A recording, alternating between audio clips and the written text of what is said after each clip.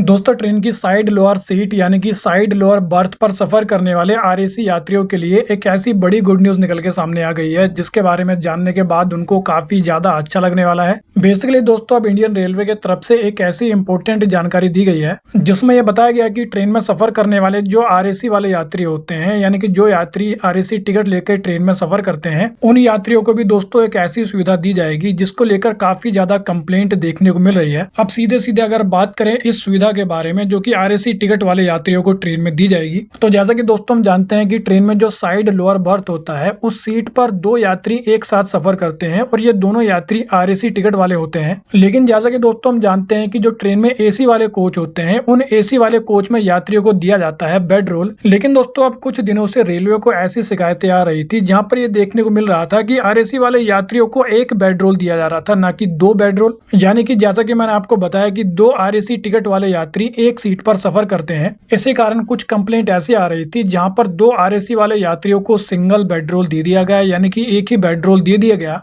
अब आपकी जानकारी के लिए मैं आपको बता दूं कि ट्रेन के एसी वाले कोच में जो यात्रियों को बेड रोल दिया जाता है उसमें होता है कंबल, चादर, तकिया। अब जो कंफर्म टिकट वाले यात्री होते हैं वो एक यात्री एक सीट पर सफर करते हैं तो उनको सिंगल बेड रोल दिया जाता है, यानी कि एक बेड रोल ही दिया जाता है।